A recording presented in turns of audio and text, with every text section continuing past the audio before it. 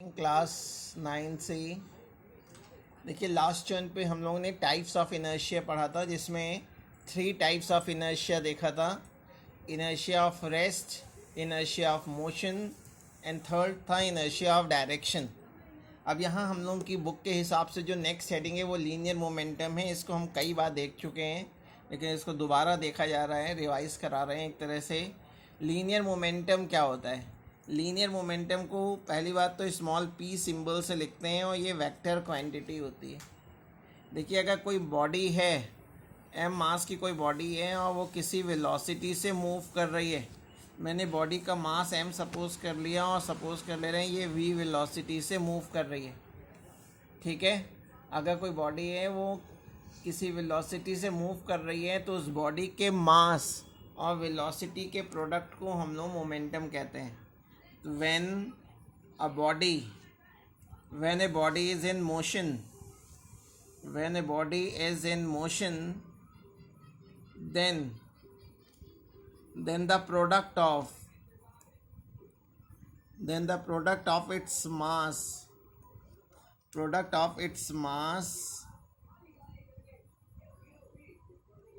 small m and velocity small v is called its momentum। और momentum को ही linear momentum भी कह देते हैं अगर बॉडी एक स्ट्रेट लाइन में मूव कर रही है। तो लीनियर मोमेंटम p का जो फॉर्मूला हो जाएगा वो होता है m into v, mass into velocity. Mass और वेलोसिटी के प्रोडक्ट को हम लोग मोमेंटम कहते हैं। अब इसकी SI यूनिट क्या हो जाएगी? SI unit of momentum, SI unit of momentum. देखिए, मास की जो यूनिट होती है, मास की यूनिट होती है किलोग्राम और वेलोसिटी की होती है मीटर पर सेकेंड। तो किलोग्राम मीटर पर सेकेंड इसकी यूनिट हो जाएगी। और CGS यूनिट अगर हम देखें, CGS unit of momentum, CGS unit of momentum, तो मास की जगह किलोग्राम की जगह ग्राम ले लेंगे और मीटर पर सेकेंड की जगह सेंटीमीटर पर सेकेंड। ठीक है, तो ये ग्राम सेंटीमीटर पर सेकेंड मोमेंटम की CGS यूनिट हो जाएगी और SI यूनिट किलोग्राम मीटर पर सेकेंड है। अगर सपोज कर लीजिए कि कोई बॉडी रेस्ट में है, if a body is at rest, अगर कोई बॉडी रेस्ट में है चिल्ड्रन, तो इसका मतलब ये होगा कि उसकी वेलोसिटी ज़ीरो है। और अगर वेलोसिटी ज़ीरो है देन मोमेंटम की वैल्यू अगर निकालें तो मास इंटू वेलोसिटी। अगर मैं v की वैल्यू यहाँ ज़ीरो पुट कर दूँ तो मोमेंटम ज़ीरो आ जाएगा। अगर किसी बॉडी का मोमेंटम ज़ीरो है इसका मतलब ये है कि body is at rest. Implies that if the momentum of a body if the momentum of a body is zero, then the body is at rest, then the body is at rest। ठीक है, अब ये देखना है कि momentum किन किन factors पे डिपेंड करता है, यानी factors affecting momentum, factors affecting momentum. देखिए, मोमेंटम का जो फॉर्मूला है, यहाँ से एक पहला टर्म है कि mass of a body, mass of a body small m पे डिपेंड करता है। ठीक है, जो लीनियर मोमेंटम होता है वो मास के डायरेक्टली प्रोपोर्शनल होता है, यानी momentum is directly proportional to mass, small m। इसका मतलब क्या है कि जैसे जैसे किसी बॉडी का मास बढ़ेगा मोमेंटम इंक्रीज कर जाएगा। Greater the mass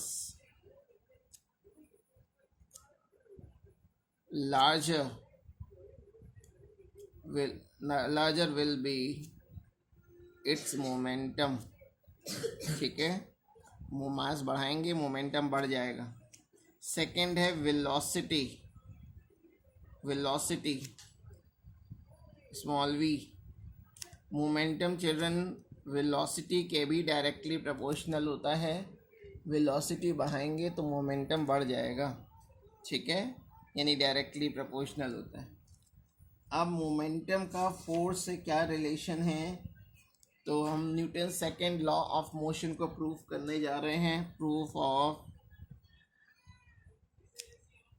Newton second law, Newton second law, Newton second law को हम प्रूफ करने जा रहे हैं।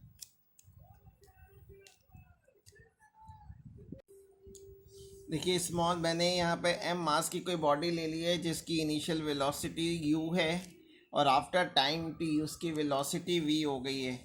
तो अगर मैं इसका इनिशियल मोमेंटम देखूँ, इनिशियल मोमेंटम, मोमेंटम जब भी निकालना होगा तो मास को वेलोसिटी से मल्टीप्लाई करेंगे। इनिशियल मोमेंटम p1 मैं कह दे रहा हूँ, तो मास इंटू इनिशियल वेलोसिटी।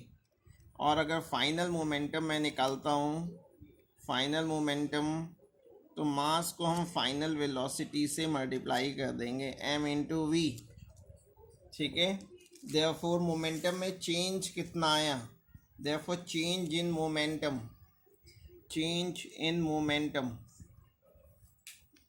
और चेंज इन मोमेंटम निकालना है तो फाइनल मोमेंटम में से हम इनिशियल मोमेंटम को माइनस करेंगे।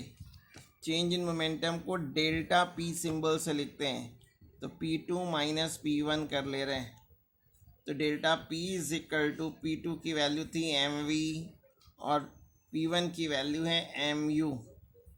m चिल्ड्रन कॉमन आ रहा है, कॉमन ले लिया तो v minus u, now divided by delta T on both side, दोनों तरफ मैं डेल्टा टी से डिवाइड कर रहा हूँ, divided by delta T on both side, left hand side और राइट हैंड साइड में डेल्टा टी से डिवाइड कर रहे हैं।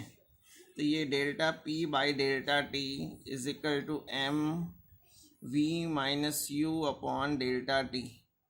Delta P by delta T को बोलते हैं rate of change of momentum, rate of change of momentum, ठीक है। बट एक्सेलरेशन का फॉर्मूला हम लोग जानते हैं कि एक्सेलरेशन फर्स्ट लेसन में पढ़ा था, rate of change of velocity यानी v minus U upon delta T को बोलते हैं एक्सेलरेशन। तो ये वैल्यू 2 से वैल्यू मैं 1 में पुट कर रहा हूँ, put 2 in equation 1, put 2 in equation 1, we get rate of change of momentum delta P by delta T is equal to M, इस पूरे की जगह a रख दे रहे हैं, और मास इंटू एक्सेलरेशन फोर्स होता है, फोर्स। तो यहाँ से एक रिजल्ट आ गया, ये जो फॉर्मूला है यही न्यूटन सेकंड लॉ भी है कि rate of change of momentum applied force के इक्वल होता है rate of change of momentum, rate of change of momentum is equal to the applied force, is equal to the applied force, and this force is the product of, this force is the product of mass and acceleration. ये Newton second law का statement भी है, यही Newton second law का statement है children. यहाँ तक आप लोग करेंगे।